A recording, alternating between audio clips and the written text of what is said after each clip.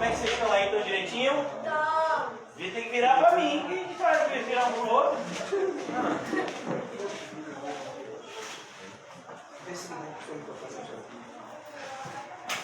Amém, graças a Deus.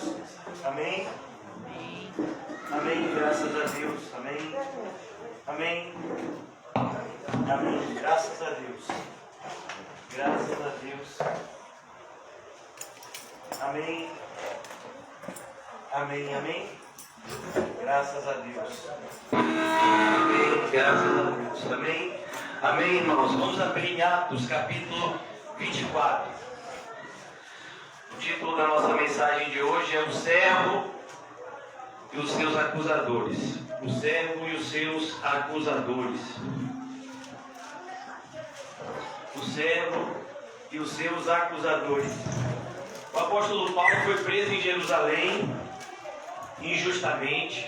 A acusação tinha sido feita, tinham prendido ele em Jerusalém, dentro do templo, acusando ele de ter profanado o templo, trazendo para dentro do templo uma pessoa que não era do povo judeu. Mas isso era uma mentira, o apóstolo Paulo não fez isso. E eles queriam matar Paulo, mas o comandante, ele impediu com que Paulo fosse morto. Paulo é recolhido para a fortaleza. Ele tem a oportunidade de se defender no Sinédrio. Quando o apóstolo Paulo se defende no Sinédrio, ele fala da ressurreição dos mortos, e os fariseus não acreditavam na ressurreição dos mortos. Então houve uma discussão grande, porque o Sinédrio era formado por saduceus, que não acreditavam na ressurreição, e os fariseus que acreditavam. Então eles tiveram uma discussão entre eles. Mais uma vez o comandante teve que intervir e trouxe Paulo à fortaleza. Os inimigos, do Evangelho fizeram um acordo de matar Paulo. Mais de 40 homens fizeram um juramento de que não comeriam nem beberiam se não matassem Paulo. E aí um sobrinho de Paulo, da idade desses meninos aí, viu e foi contar para Paulo. Paulo falou para ele contar para o comandante. O comandante então transfere Paulo em segurança para a capital administrativa, que era Cesareia. Paulo estava em Jerusalém. Então Paulo vai para Cesareia, e aqui nós estamos justamente nesse momento em que, como nós temos aqui nos dias de hoje, o que está acontecendo aqui é um procedimento formal. Então as pessoas, é como se alguém tivesse dado entrada em uma ação contra o apóstolo Paulo.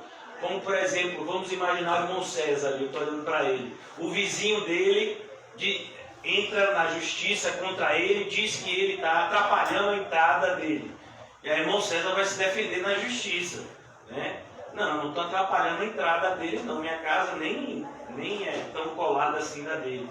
Então aqui está tendo um processo formal, tanto que a gente vai ver a pessoa aqui de um advogado contratado. Uma vez que eles estavam diante de uma autoridade, nós subiu até um cachorrinho. Primeira vez que o cachorro participa, olha que coisa boa. Rapaz, eu já vi gato participando, cachorro é a primeira. Gato, rato, cachorro. Aqui o pessoal gosta, o animal gosta, Ovelha. Tem lobo aqui? Não, lobo não, Lobo não, só ovelha, Olha, só ovelha. Então, aqui eles estão agora diante da autoridade. A autoridade era o governador. Então eles estão aqui diante do governador Félix. Ele era o governador lá da província da Palestina. Como eu disse a vocês, existiam duas cidades principais. A cidade principal, Jerusalém, era a capital religiosa, mas a capital administrativa era Cesareia, onde ficava o governador.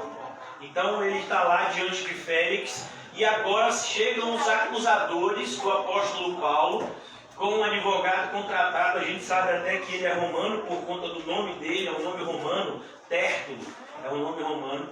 E ele vai agora apresentar o libelo, que é uma acusação. Por que eles estão pedindo que o apóstolo Paulo seja preso e entregue a eles? Porque eles queriam, na verdade, não é nem prender, eles queriam matar Paulo. Mas por que eles queriam que Paulo fosse entregue nas mãos dele? E eles vão aqui agora apresentar essa acusação contra o apóstolo Paulo. Então, é isso que nós vamos estudar aqui nessa noite, no capítulo 24, essa acusação contra um servo de Deus. Se você for um servo de Deus fiel, pode esperar falsas acusações contra você. As pessoas vão criar, elas não precisam ter motivos para odiar você e a mim. O fato de nós sermos luz já é motivo suficiente para as trevas se levantarem. Então, o apóstolo Pedro chega a dizer que sofrer por amor a Cristo é algo bonito, mas a gente tem que sofrer por fazer o que é certo e não por fazer o que é errado. Às vezes a gente vê alguns irmãos dizendo: pastor, eu também passo por essas acusações, mas no seu caso são verdadeiras ou falsas? Pastor, é mais ou menos, então não é igual a Paulo aqui. Ou é falso ou é verdadeira. Você fez o que estão dizendo? Pastor, eu fiz. Então se arrependa, porque eles não estão te acusando falsamente. Eles estão te acusando e está sendo até um instrumento de Deus para que você se corrija. Então, aqui no caso é uma falsa acusação, é a promessa, por assim dizer, de bem-aventurança que está lá no Sermão do Monte. Quem já leu o Sermão do Monte? Bem-aventurados vocês serão quando, mentindo, falarem todo tipo de mentira, acusarem vocês com todo tipo de mentira. A bem-aventurança de vocês será grande, pois assim fizeram com os profetas que vieram antes de vocês. Jesus fala sobre isso. E Paulo está vivendo isso. Paulo está vivendo esse momento onde ele está sendo preso e ele está agora sendo acusado injustamente e falsamente pelos seus conterrâneos, os judeus. Também é importante a gente perceber aqui, irmãos, quem aqui já leu a carta de Paulo aos Romanos? No capítulo 8, o apóstolo Paulo diz: todas as coisas cooperam para o bem daqueles que amam a Deus e que foram chamados segundo o seu decreto. A gente já viu que logo no primeiro momento que o apóstolo foi preso, o Senhor Jesus aparece para Paulo no capítulo 23, que a gente estudou ontem, versículo 11. E diz assim: na noite seguinte o Senhor, pondo-se ao lado dele, disse: coragem, pois do modo porque deste testemunha a meu respeito em Jerusalém, assim importa que também o faças em Roma. Então toda aquela prisão do apóstolo Paulo estava cooperando para a vontade de Deus, estava cooperando para o bem do apóstolo Paulo e para a glória de Deus.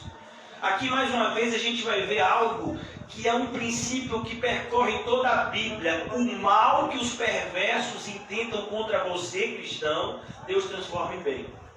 Quem conhece a história de José do Egito, que foi vendido pelos seus irmãos? Vocês conhecem essa história? Tá em que livro? Apocalipse? Está em que livro? Que livro está a história de José do Egito? Isaías, né? É Isaías, né? Salva-me, Senhor. A história de José do Egito, filho de Jacó, como é? Está em que livro? O primeiro livro da Bíblia qual é? Aí, tá vendo que eles sabiam? Ele está precisando de motivação. Né? Então, estava em Gênesis, isso mesmo. Então, naquele momento que José já está colocado por Faraó como governador, como administrador do Egito, ele se encontra com seus irmãos e ele diz exatamente isso: o mal que vocês intentaram contra mim, Deus transformou em bem. Aqui é a mesma coisa, as pessoas esses homens, eles odeiam Paulo com ódio diabólico, mas Deus está usando isso para o bem. Não existia nenhuma forma mais segura do apóstolo Paulo chegar em Roma como ele está indo aqui, com toda uma escolta de soldados, para fazer com que ele se apresente diante de César, que ficava lá em Roma. César era o título que recebia. César não é nosso irmão em Cristo aqui, mas era o título que recebia o imperador romano. Então, essa é a forma que Deus planejou que Paulo chegaria em Roma e pregaria o evangelho em Roma, glorificando o seu nome. E Roma, naquele momento, era o coração do mundo, era o centro do mundo naquela época. Então, mais uma vez, irmãos, as adversidades que estão acontecendo na sua vida e na minha são para cooperar para o quê? Para o bem. Tudo que está acontecendo com sua vida, se você é um cristão, se tem feito você se aproximar de Deus, está cooperando para o bem. Então, quando você ora, por exemplo, se você ora de verdade, Deus não vai te abençoar, Deus já te abençoou. Pouca coisa. Eu acho que não existe no mundo algo que nos abençoe mais do que a oração. A própria oração, porque a oração é o momento que você está diante de Deus. Se estar com os irmãos aqui em Cristo é algo maravilhoso, imagine estar diante de Deus. É só você e Deus.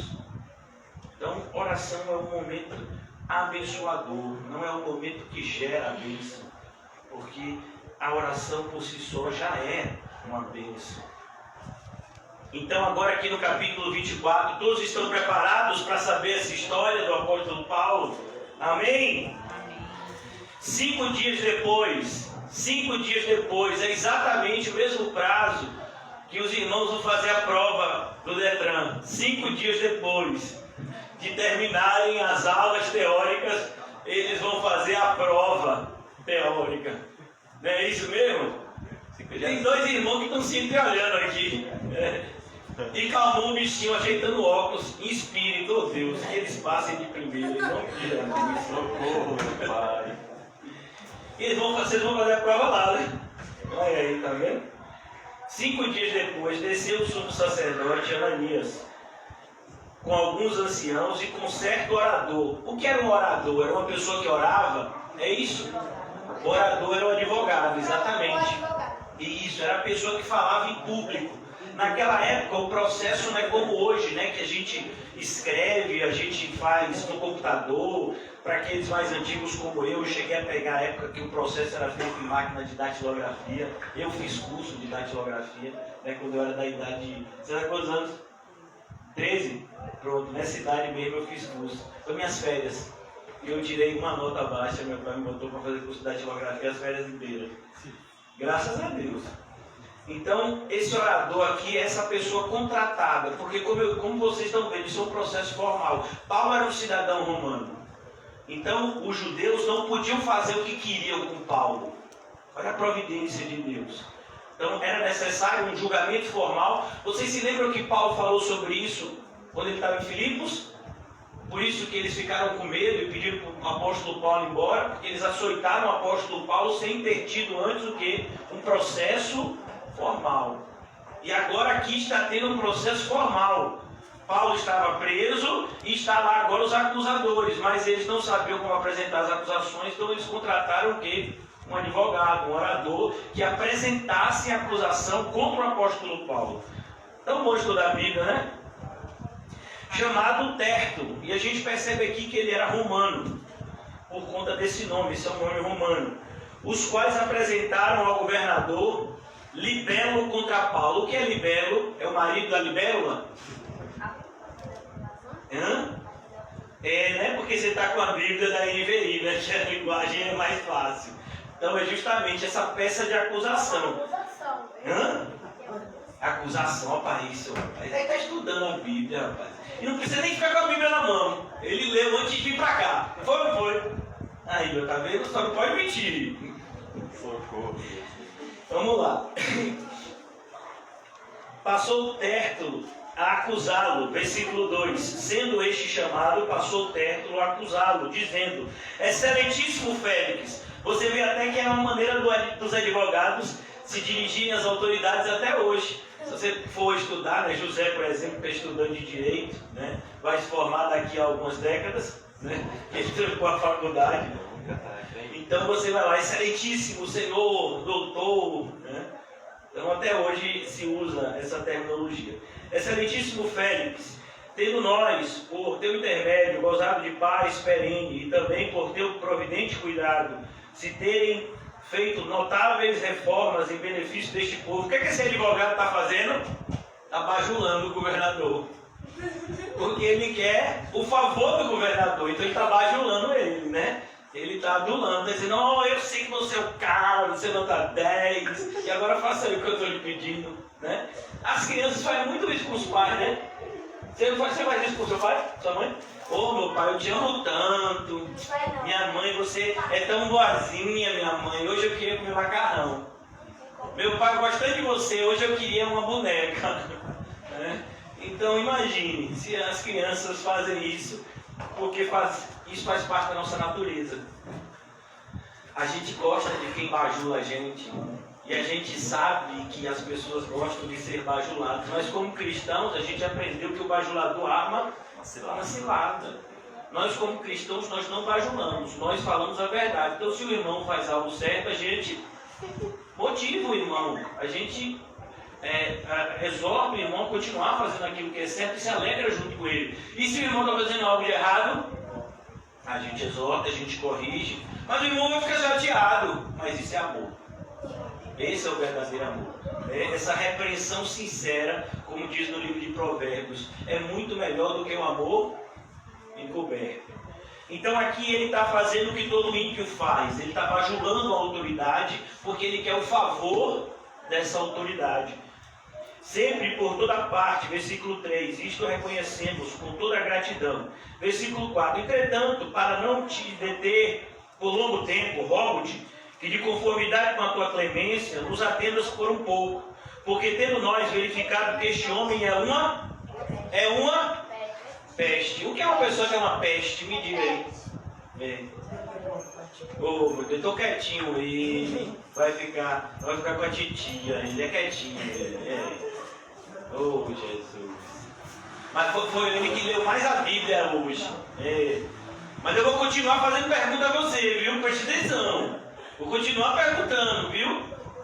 Então aqui, o que significa uma pessoa ser uma peste? Me diga aí, diga você. Uma pessoa perturbada. E olha, pai, aqui entende. É uma pessoa perturbada. É uma peste. Mas ela está certa. É uma pessoa perturbada. Quem está perturbando? Uma peste perturba. Não é isso mesmo? Tá vendo como as crianças entendem a Bíblia? A gente que não entende. Então, esse homem é uma peste. Rapaz, como é que diz isso para o apóstolo Paulo, irmão? O apóstolo Paulo é gente boa. Não, quem falou? Não tem ninguém gente boa. O apóstolo Paulo é um cristão genuíno. Amém, Quilo? Agora pronto. Agora foi. Porque tendo nós verificado que este homem é uma peste e promove sedições. O que é sedições? Você que está com a Bíblia mais fácil aí, diz o que é sedições, o que é revoltas, rebeliões, divisões.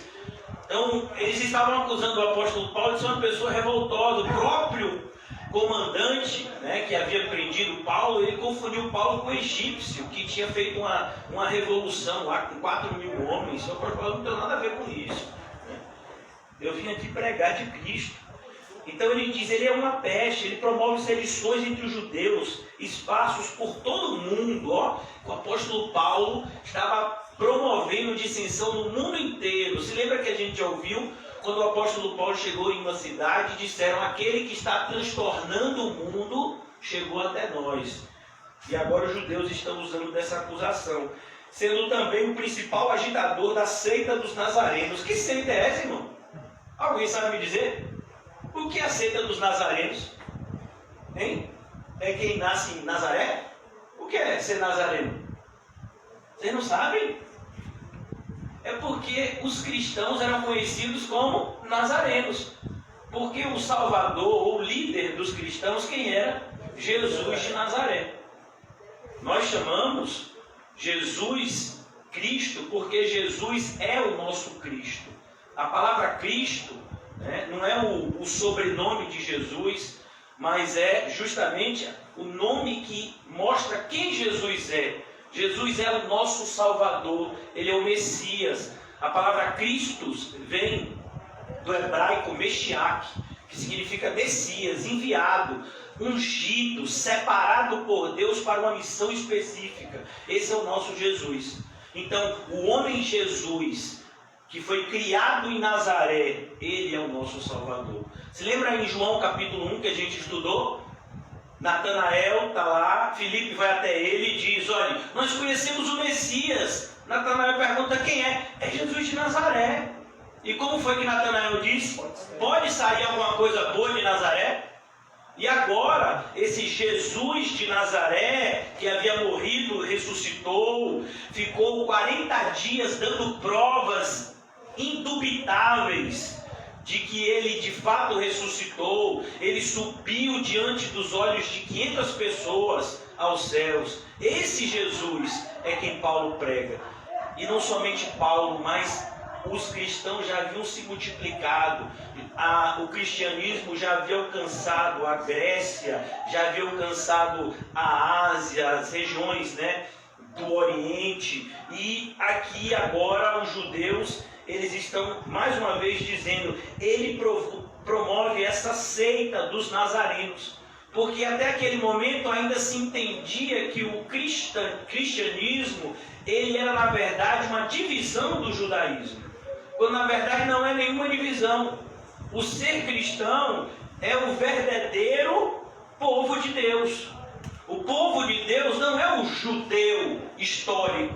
O povo de Deus é o povo da aliança. Quem são os descendentes de Abraão? Quem são aqueles que são abençoados da linhagem de Davi? Somos nós.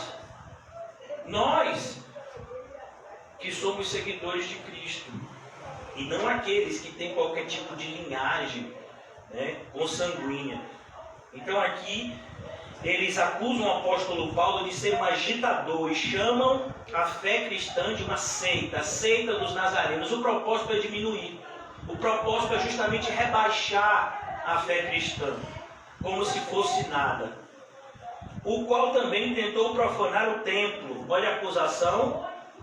Como foi que eles disseram isso? Disseram que o apóstolo Paulo trouxe uma pessoa que não era judeu para dentro do templo. Isso era proibido. O apóstolo Paulo sabia disso e nunca faria isso. Muito pelo contrário, ele respeitava as tradições judaicas, por mais que ele soubesse que o cumprimento dessas tradições não salvava. Que nós somos salvos pela fé em Cristo Jesus e unicamente por isso. Então aqui no versículo 6, o qual também tentou profanar o templo, nós o prendemos com o intuito de julgá-lo segundo a nossa lei. Mentira, eles não queriam julgá-lo, eles queriam fazer o quê? Matá-lo, isso mesmo. E aí eles dizem, mas sobrevindo o comandante Lísias, o arrebatou das nossas mãos com grande violência. Olha que coisa! Isso é coisa de advogado mesmo. Quem foi violento foi eles. Eles espancaram Paulo, eles queriam matar Paulo. E o comandante foi lá e tirou Paulo da mão deles. Então perceba como as pessoas, elas deturpam muitas vezes os acontecimentos. É como, por exemplo, eu sempre digo, irmãos, não trabalhe para ganhar salário, trabalhe para a glória de Deus. Aí sai uma pessoa daqui e diz, o pastor disse que a gente não tem que trabalhar. O pastor disse que quem trabalha vai para o inferno. Eu disse isso? Não, falou sim, eu ouvi. Você está dizendo que eu sou mentiroso, velho? Eu ouvi. Você ouviu o quê, meu irmão? Aquele dia que você falou que quem trabalha, eu falei que você tem que trabalhar para a glória de Deus, que você não tem que confiar no homem, mas você tem que confiar em Deus. Não foi nada disso que você falou. Você falou que quem trabalha vai para o inferno. Então, é normal isso, as pessoas deturparem. O apóstolo Pedro, inclusive, ele é específico. Ele diz que as pessoas deturpavam as palavras do apóstolo Paulo. Ele fala isso em 2 Pedro, capítulo 3. Elas deturpam as palavras do apóstolo Paulo e fazem isso para a sua própria perdição. Então, versículo 8. Ordenando que seus acusadores viessem à tua presença. Tu mesmo, examinando, poderás tomar conhecimento de todas as coisas de que nós o acusamos. Os judeus também concordaram na acusação, afirmando que estas coisas eram assim. Então o advogado fez o papel dele, acusou o apóstolo Paulo. Mas como cristão, o que a gente faz? Eu não sou advogado, como é que eu vou me defender? Eu não tenho nem dinheiro para contratar um advogado. E agora? O que está escrito em Lucas capítulo 12? A gente leu ontem. Quando levarem você diante de autoridades para ser julgado, não se preocupe. O Espírito Santo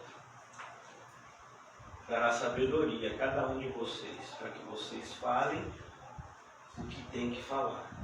E aqui mais uma vez a gente vai ver isso. O próprio apóstolo Paulo apresenta a sua defesa. Paulo, tendo-lhe o governador feito o sinal que falasse, respondeu: sabendo que há muitos anos é juiz desta nação, sinto-me à vontade para me defender. Olha como o apóstolo Paulo fala pelo Espírito. Visto poderes verificar que não há mais de 12 dias desde que subi a Jerusalém para adorar.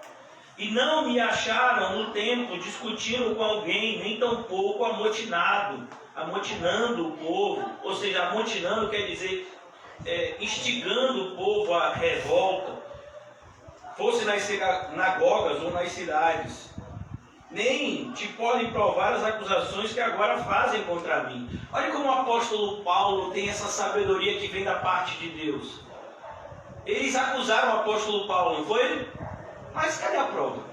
Tem alguma prova? Cadê a prova que o apóstolo Paulo fez alguma coisa aqui de errado? Então, se a pessoa está dizendo que você fez alguma coisa de errado, cadê a prova? No processo, você tem que provar o que você acusa.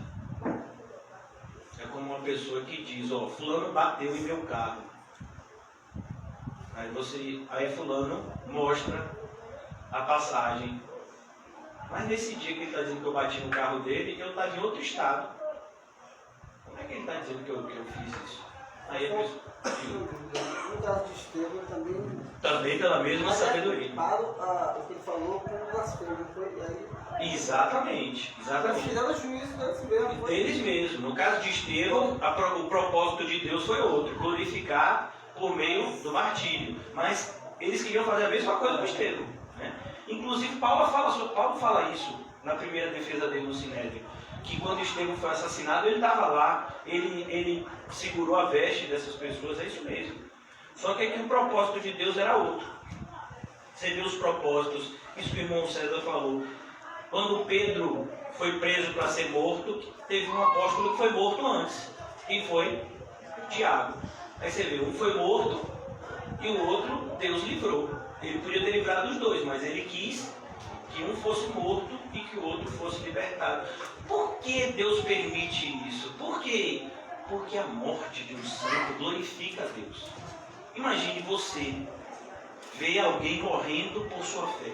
Isso não vai impactar você, não? Imagine. Rapaz, aquela pessoa podia se salvar, mas ele deu a vida por Cristo. Isso não constrange você e a mim, não? Eu não sei você, quando o irmão José fala muito sobre isso, toda vez que o irmão José fala sobre isso, porque a gente se lembra, eu fico impactado com a história daquele jovem missionário, Chau, alguma coisa Chau, como é o nome dele, José? João. É John Chau, né? João no português, né? Acho que ele é americano, né? Ele foi evangelizar na Indonésia, uma ilha de nativos que ainda não haviam tido qualquer tipo de relacionamento com a civilização. E quando ele desembarcou na praia, assassinaram ele ali antes dele falar qualquer coisa, por meio de flechas. Os pescadores que levaram ele lá não tiveram nem como pegar o corpo. Então você vê o que foi que levou. E ele não foi enviado por uma como é que se diz, uma organização missionária. Ele pagou a viagem com o dinheiro dele. E a gente vê hoje em dia as missões como são feitas, tudo dinheiro. Organizações missionárias que gerenciam milhões de dólares, né? E fazem tudo de maneira com conchavos políticos e coisas assim que nem convém falar entre os santos. Mas a gente vê que existem verdadeiros missionários ainda. Pessoas que estão dispostas a abandonar os seus lares para ir para lugares que não conhecem. Aqui a gente tem duas, uma de maior e uma de menor. Então, o verdadeiro cristão, irmãos, ele sempre existiu e sempre existirá, longe dos holofotes.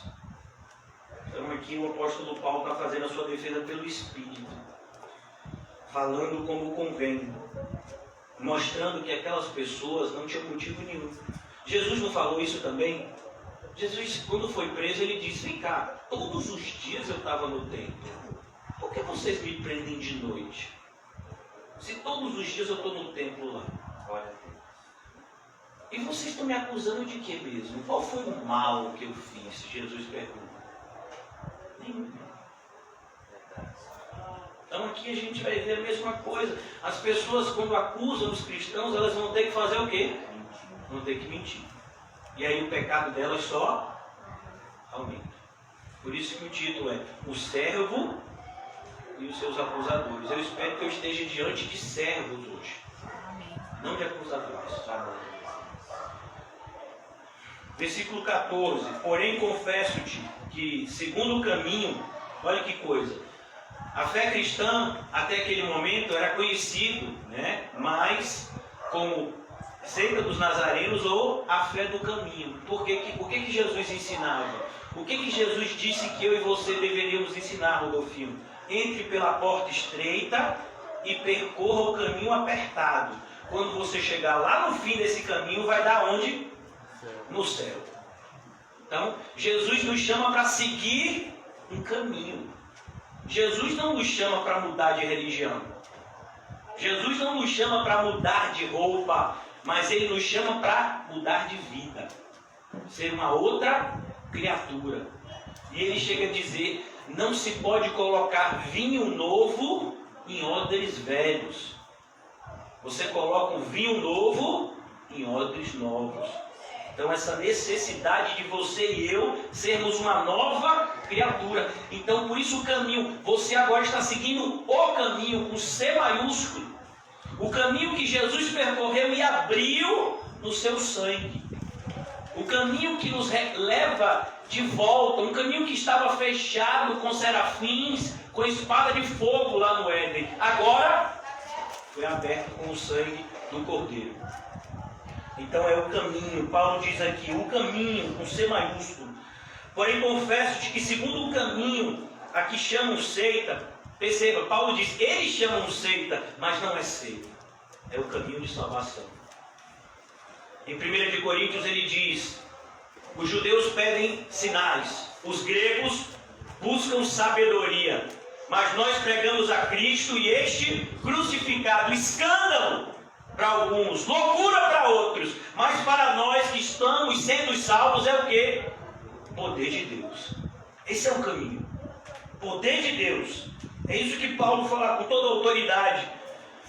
Eles chamam de seita, mas para nós é o quê? O poder de Deus. Eu não me envergonho do Evangelho. Ele é o poder de Deus para a salvação. Então eles chamam de seita, mas para mim não é seita, é um caminho. Assim eu sirvo a Deus. Percebeu o nome da nossa ministração hoje? O servo é aquele que serve. Eu sirvo a Deus. Eu sirvo a Deus de nossos pais, acreditando em todas as coisas que estejam de acordo com a lei e nos escritos dos profetas. O apóstolo Paulo está dizendo, vocês acreditam na Bíblia? Eu mais ainda. Aqueles homens estão dizendo que o apóstolo Paulo está querendo rasgar a Bíblia. No caso deles, a Bíblia era o Antigo Testamento. O Novo Testamento, nesse momento, está sendo formado. Então Paulo está dizendo, vocês estão me acusando de estar querendo rasgar o Antigo Testamento? Pois eu acredito em tudo. Uma vez uma pessoa chegou e disse, pastor, você é pentecostal? Eu digo, até um talo. A igreja foi formada no dia de Pentecoste, eu sou filho daquela igreja. Pastor, o senhor é batista? É claro, fui batizado. Se eu não fosse batizado, eu não era cristão.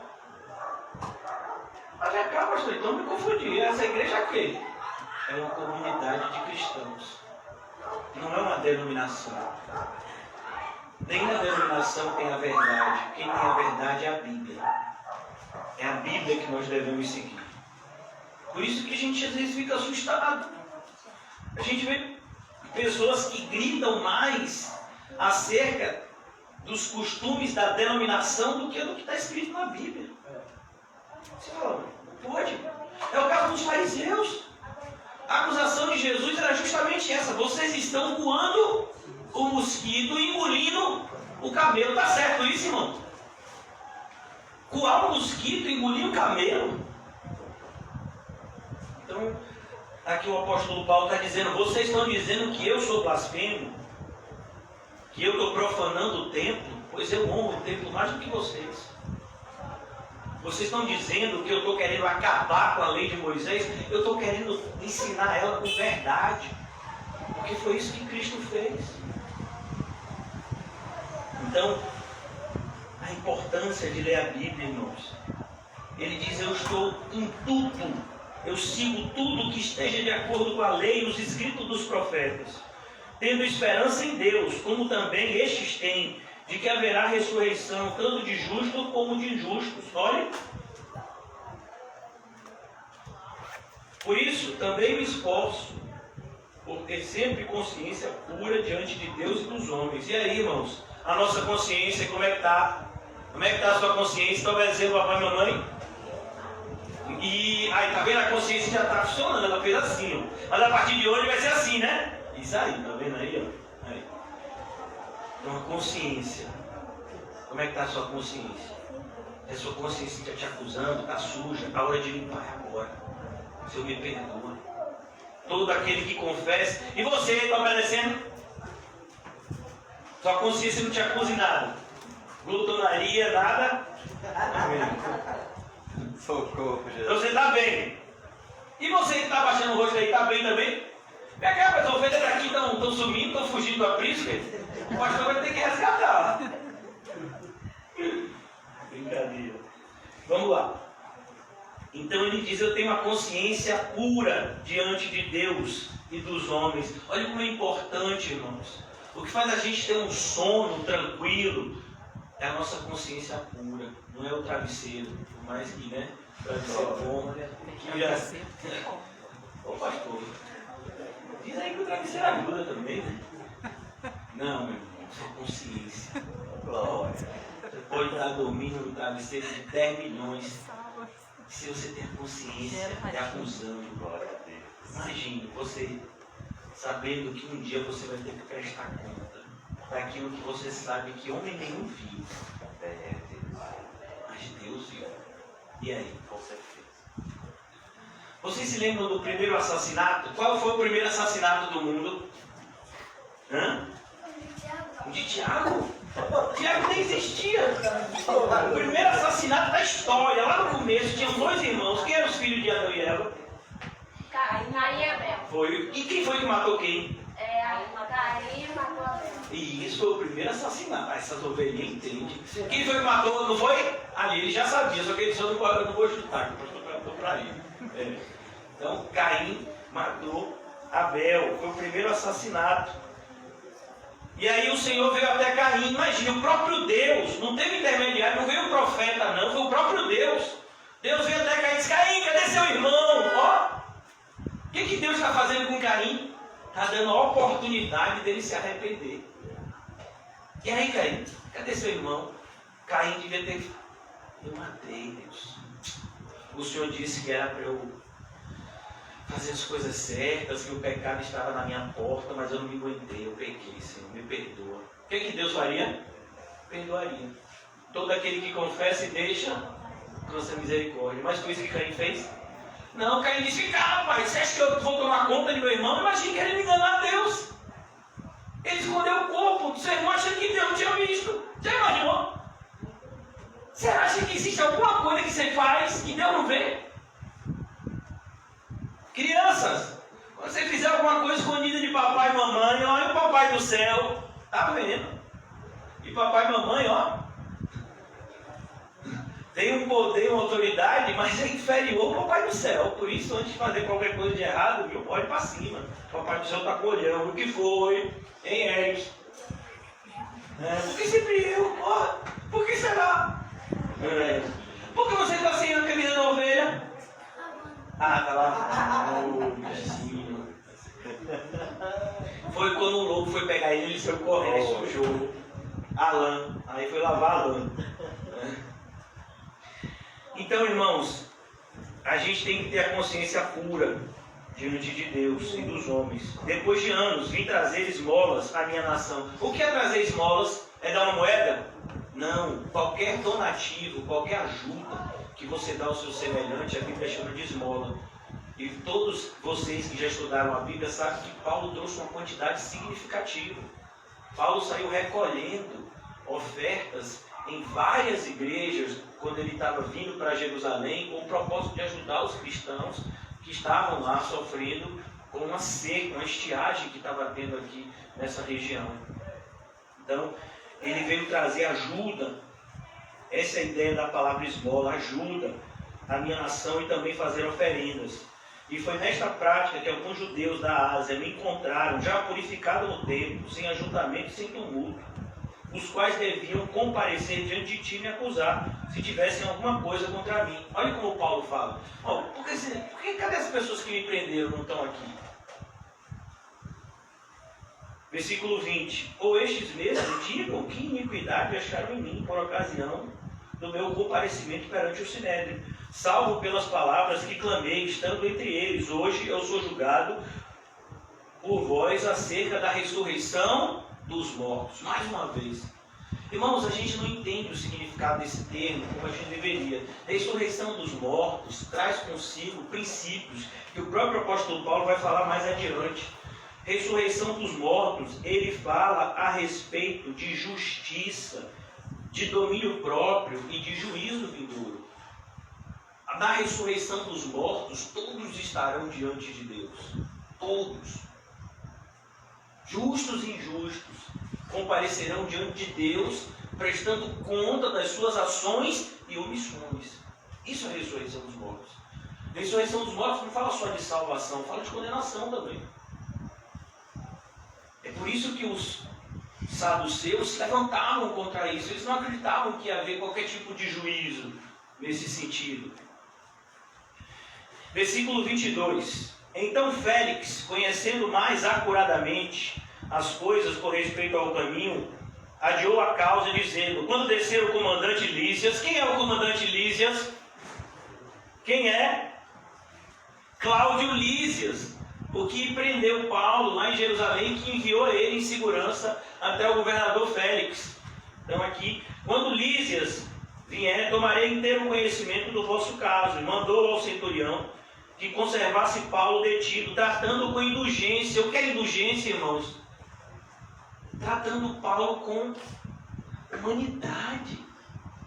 Ele não tratou Paulo como alguns outros tratavam, né? Amarrando, fazendo perversidade. Ele permitiu, inclusive, que Paulo fosse servido pelos próprios irmãos. E a gente já sabe, que a gente já estudou, que tinha um monte de cristão nessa cidade. O próprio Filipe, evangelista, era dessa cidade. Aqueles que estavam com Paulo na missão de Jerusalém, né? Na missão de ir a Jerusalém, estavam aqui com ele também, né? O próprio Lucas muito provavelmente estava aqui. Então, Paulo teve uma prisão que tinha uma certa liberdade. Ele podia receber as pessoas, ele podia ser servido por elas, né? E ele permaneceu lá preso por cerca de 2 anos, como a gente vai ver. Passados alguns dias, versículo 24, passados alguns dias, vindo Félix com Drusila, sua mulher, que era judia. Então o governador Félix, ele se casou com uma judia. Mandou chamar Paulo e passou a ouvi-lo a respeito da fé em Cristo Jesus. Olha que coisa, um governador, em toda a sua, né? Todo o seu poder, toda a sua opulência, chama aquele prisioneiro e quer saber acerca de Jesus. Quem produz essa curiosidade no coração das pessoas? Deus faz isso. Passou a ouvi-lo a respeito da fé em Cristo Jesus, dissertando ele acerca da justiça, do domínio próprio e do juízo vindouro. Como é que a gente prega o evangelho para as pessoas? Jesus te ama, viu? Vai fazer tudo o que você quiser. Meu filho, é isso que é evangelho? Não, meu filho, o evangelho é você. Sim, eu, que foi? Eu estou cheio de problema. Minha vida está tão difícil. Me diga uma coisa boa aí. Você é um pecador miserável que vai para o inferno. Não veio nunca mais nessa igreja. Que nada, cheguei lá mal. Passei o dia, não foi? Trabalhando. O pastor subiu lá querendo ouvir uma palavra de conforto. Meu filho, se você quer conforto, vamos pro colchão, meu filho. Desse aí, cara. Eu tenho um irmão mesmo aqui que a coluna chega melhorou e tá até sobrando melhor a peça. Olha para isso, meu filho. Não. A gente, quando vai pregar o evangelho, a gente prega a respeito de quê? Justiça. Você sabe que você é uma pessoa ruim. Olhe para a sua vida. Eu e você não temos feito outra coisa, desde quando a gente tinha a idade deles e até antes deles. O pequenininho tem quantos anos? 2? Quantos anos você tem? 6? Gente, eu com aquela idade ali, meu filho, eu não quero nem dizer o que eu já fazia. Né? Ele é um anjinho comparado a mim. Olha, com 4 anos de idade, eu fugia da escola de bicicleta. Eu morava no interior, um interior chamado Barreira, não sei se já ouviram falar. E aí, meu pai, minha mãe trabalhavam o dia todo, e na escola, as babás, né, iam levar a refeição da gente. No momento que elas iam levar a refeição, tinha uma bicicletinha desse tamanho, saía. E saía todo mundo doido. Pega ele. Eu ficava planejando. A bicicletinhazinha, abri o portão, vou sair. Isso é coisa de Deus, isso não é de Deus não, irmão. Quando eu era pequenininho, eu pegava das peripécias aqui desse pastor Ju pra você ver. Glória, Senhor. Então, desde pequenininho que a gente é o quê? A gente é do mal. É verdade. Irmão. Quando você tá com um brinquedinho, vamos imaginar que é um brinquedinho. Você brincou.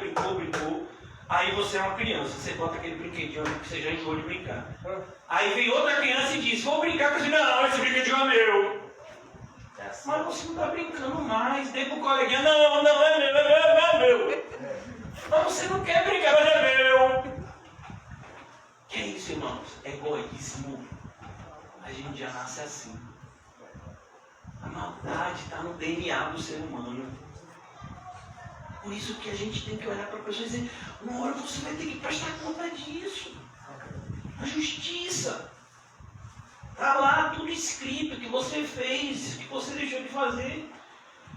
Domínio próprio. Você precisava dizer não para o pecado e sim para Deus. Você tinha que fazer isso, como está escrito lá, desde o início. Como foi que Deus repreendeu a Caim? Caim, o pecado está batendo na sua porta, cumpre a você dominá-lo. Não é assim que Deus diz a Caim? E aí, Caim fez isso? Não. Cadê o domínio próprio? Não teve nem. E aqui, finalmente, ele diz o quê? E o juízo vindouro. Pecado, justiça, juízo. Já pensou? Naquele grande dia? Você diante de Deus? O próprio Satanás, irmãos, teme e treme desse dia. Uma legião de demônios que estava possuindo um homem fala a respeito disso e diz: Jesus, vieste nos aterrorizar, nos atemorizar antes do tempo, porque eles temem esse dia, o dia do juízo, que José está ensinando para a gente lá em Apocalipse capítulo 20, o dia do juízo, onde Satanás e os seus anjos serão lançados no lago de fogo e enxofre. Há uma ideia muito equivocada, viu, crianças? Prestem atenção. As pessoas dizem que o inferno é um lugar onde os demônios ficam fazendo perversidade com os humanos. Não! Os demônios, eles vão sofrer tormentos horríveis no inferno. Nenhum demônio quer ir para lá. Imagina um lugar que nem Satanás quer estar. Você já imaginou? É esse lugar. Você não tem que ir para lá. Por isso que o Evangelho chegou até você. Para que haja uma mudança de direção. Você estava indo para lá. Mas aí José pregou o Evangelho para você. E aí, você, mudou de direção e vai para onde? Onde é que o Paulinho está indo? Paulinho, você está indo para onde, Paulinho? O céu, em nome de Jesus, Então você vai ali, mudou de direção. O que já diz é terceiro céu, né? Não, mas hoje ele nem fechou o olho. Hoje ele falou juízo assim, lá dentro. Hoje o feijão bateu certo. Versículo, já quero concluir, irmãos, o horário, né? Já deu. José ainda vai pregar até meia-noite. Jesus. Dissertando ele acerca da justiça, do domínio próprio, do juízo vindouro. Juízo vindouro. Toda vez que você for evangelizar alguém, você tem que falar do juízo, irmãos. É como, por exemplo, se chegar um colega seu da Europa, César mesmo, que conhece pessoas do mundo inteiro, esse nome. Chega um colega de César, pega um alemão, amigo de César, parente de Michael Schumacher. Ele pega um carro na locadora, no aeroporto e sai na paralela. As estradas da Alemanha não tem velocidade, não tem limite de velocidade na Alemanha. As pessoas, é de lá que vem essas marcas, né? A Audi, essas marcas de carros velozes, são todos motores alemães.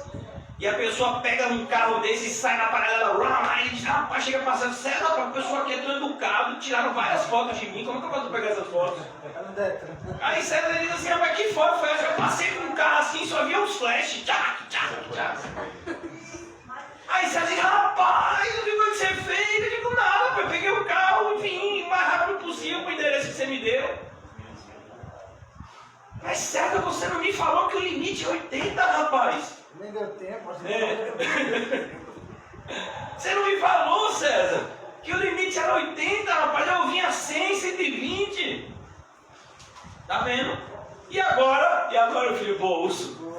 Tem que preparar o pagamento. Juízo, você tem que falar para a pessoa que aquilo que ela está fazendo de errado vai gerar consequência. Uma hora vai ter consequência, aquilo que você faz de errado pode ser que não dê consequência hoje, mas uma hora vai ter que dar. Esse Jesus te ama, né, pastor? É um engano, né? Isso. O erro e Jesus te ama. Poxa. Não, Jesus te ama a ponto de tirar você do erro. Então vamos lá, que ajuda, a gente está aqui como servos de Cristo, isso mesmo, filho. Dissertando ele acerca disso, Félix amedrontado. Olha que coisa, o governador ficou com medo.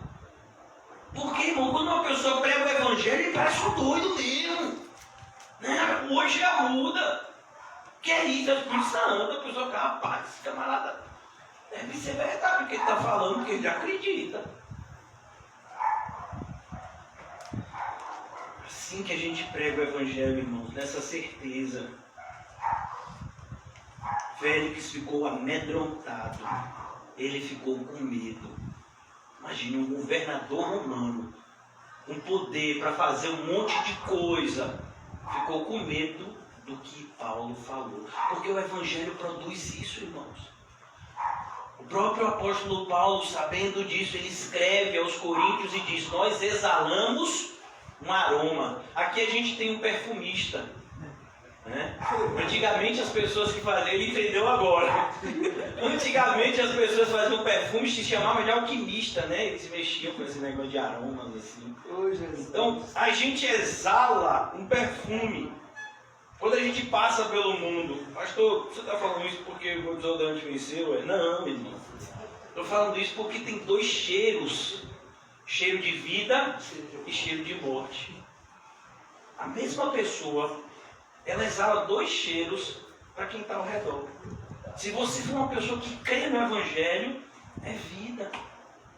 Se você é uma pessoa que é rebelde ao Evangelho, você vai olhar para aquela pessoa e você vai sentir cheiro de quê? De morte.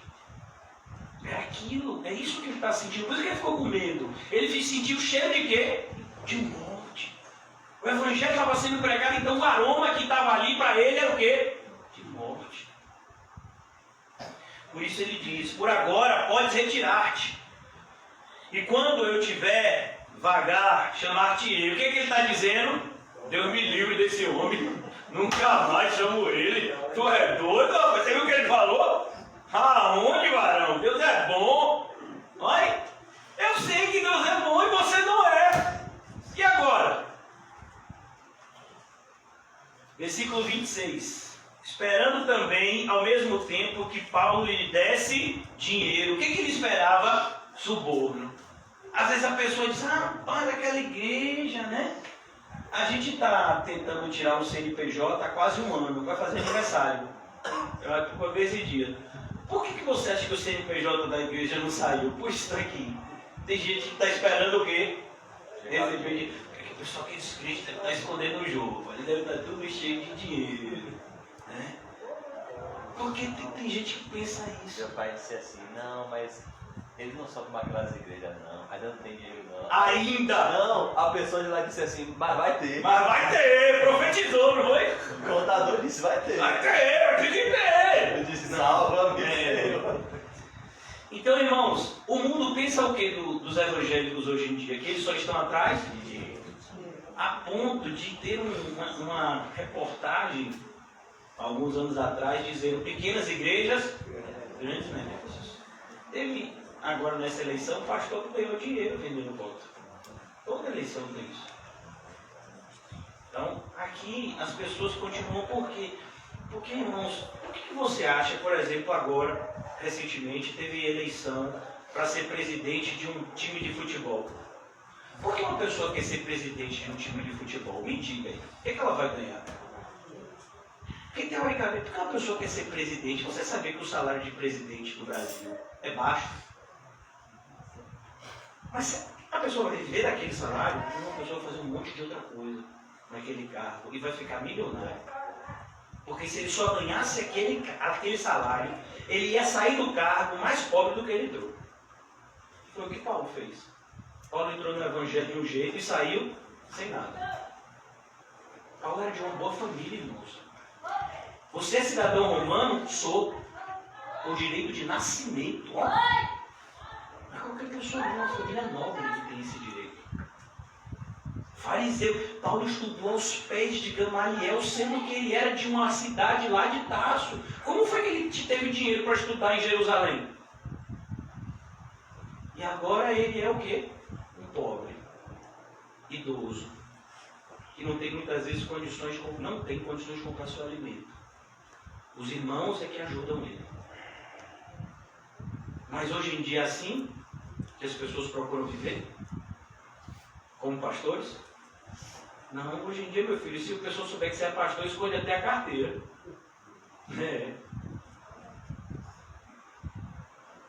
Então, irmãos, cuidado. A nossa responsabilidade hoje tem sido dupla. Desconstruir a falsa imagem que muitas pessoas têm do Evangelho para depois pregar o Evangelho correto. Porque muitas pessoas têm uma imagem completamente equivocada. Ah, fulano está me convidando para a igreja dele, com certeza, porque quando chegar lá vão me pedir dinheiro. Não é assim? Sim. Por isso que fulano está me convidando para ir para a igreja dele, porque lá vão me pedir dinheiro, esse evangelho tudo que pede dinheiro se dá televisão.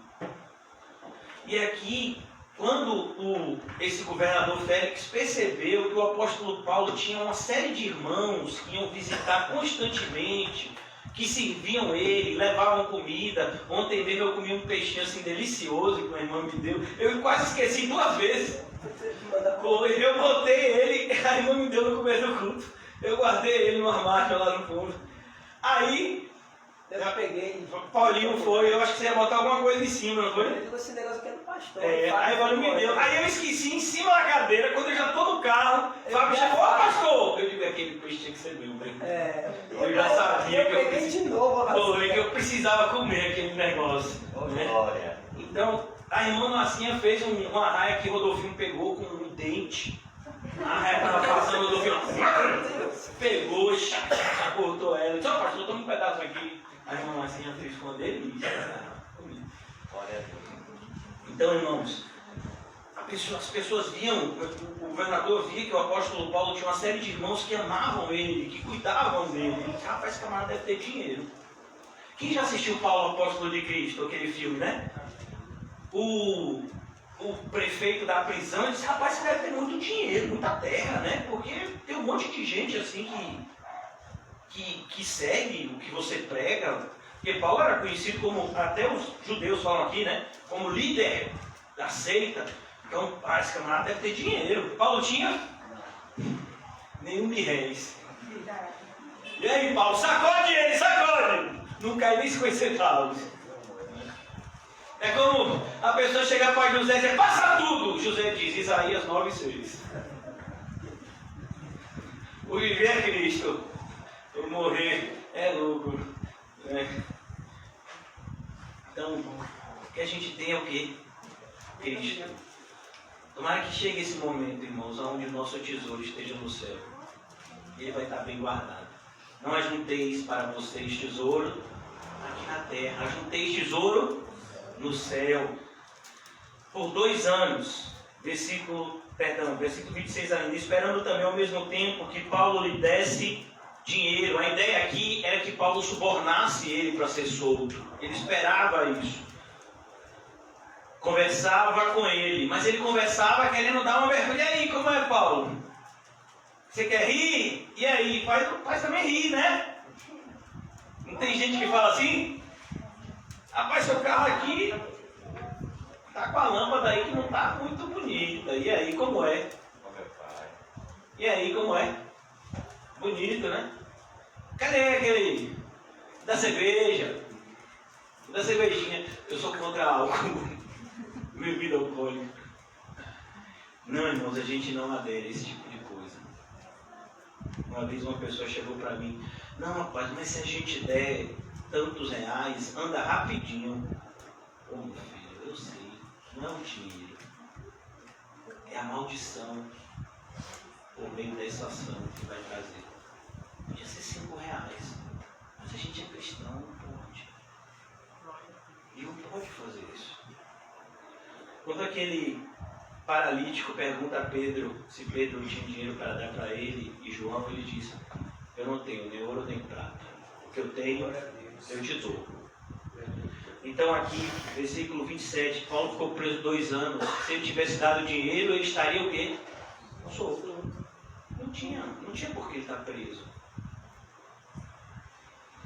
2 anos mais tarde, Félix teve por sucessor Pórcio Festo, e querendo Félix assegurar o apoio dos judeus, manteve Paulo encarcerado. Olha que coisa. Ele sabia que Paulo não fez nada. Se você sabe que uma pessoa inocente, você é o julgador, o que você vai fazer? Você vai soltar a pessoa, exatamente. Mas ele queria agradar os judeus. Caiu alguma coisa aí, parece do microfone, eu acho. Caiu? Eu acho que caiu no chão. Subiu de novo. Agora subiu. Esse caiu depois a gente acha, porque daqui eu não vi. Não, acho que foi no telhado que caiu alguma coisa. Esse pedacinho aqui do telhado aqui. Eu acho que veio do céu. Vou até guardar pra gente aqui. Ah, foi, meu filho. Ah, o filme enxerga. Foi? Eu que não enxerguei. Isso mesmo, filho. Essa borrachinha. Rapaz, quando uma pessoa tem visão espiritual, ó. Então, por 2 anos, mais tarde, por 2 anos, Félix manteve Paulo preso. Agora imagine, irmãos, você ficar 2 anos preso. Você já imaginou isso? 2 anos. A gente está vivendo esse clima de pandemia, onde muitas pessoas têm ficado em casa, né? E tem gente que, inclusive, já está com problemas psicológicos e alguns até psiquiátricos, por conta de se sentir enclausurado. Imagine você ficar 2 anos preso injustamente. E aqui não vai, Paulo ficou 2 anos preso só em Cesareia. Depois ele ainda vai para Roma. Só essa viagem vai demorar um tempão, a gente vai ver aqui. E lá em Roma ele fica mais tempo preso ainda antes de ter audiência com o imperador. E tudo isso por conta do quê? Da perversidade das falsas acusações. Mas Deus transforma tudo isso em bênção. Pastor, deixa eu só... Diga, meu filho. Esse medo de Félix não serviu para nada, né? Não, porque... Ele continuou querendo dinheiro e não converteu. Exatamente. Porque há uma diferença entre o medo e o temor santo. Porque tem muita gente que diz: ah, tem medo do inferno, Mas não quer ir para o céu. O medo de ir para o inferno não salva. O que salva é a vontade de ir para o céu. É o amor por Cristo. Então, eu tenho medo de ir para o inferno, mas isso não quer dizer nada. Tem gente até que fica na igreja, irmão. Isso foi muito bom você tocar nesse assunto. Porque tem gente que pode ficar na igreja por medo de ir para o inferno. E ele vai estar indo para onde? Para o inferno. Porque o que leva a gente para o céu é o amor por Cristo. A gente não tem medo de ir para o inferno. A gente tem amor por Cristo. Desejo de ficar com Ele a eternidade inteira. Por isso essa comparação, essa analogia, né? A noiva e o seu noivo ali, ó, eles casados ali juntinho, ó. Já vê na moto como é, tipo assim, juntinho assim. Ainda mais no dia que tá frio, né? Que minha irmãzinha é friorenta e o meu irmão ali, ó, ela pega assim o capacete, pega o casaco dele dá 2 dela, bota. Então, juntos, a gente ama a Cristo. E aí a gente vai estar com Ele toda a eternidade. Porque só o amor do inferno não vai fazer a pessoa se afastar do pecado, né? Vamos orar? Obrigado, Senhor, pela noite de hoje. Que nós possamos ter esse amor por Ti, Senhor Jesus. Produz esse amor no nosso coração. Que esse amor cresça e resplandeça, Senhor. E seja cada vez mais demonstrado por meio das nossas ações, palavras e pensamentos. Ajuda-nos, Senhor, na noite de hoje, a sairmos daqui convictos da fé que o Senhor tem plantado nos nossos corações. Livra-nos de toda dúvida, Senhor. E nos conduz pelo caminho da verdadeira esperança, que não nos decepciona, porque o Teu amor é constantemente derramado em nossos corações. Abençoa o nosso pequeno Dylan, Senhor. Ajuda ele nesse processo, que ele seja completamente curado, Senhor.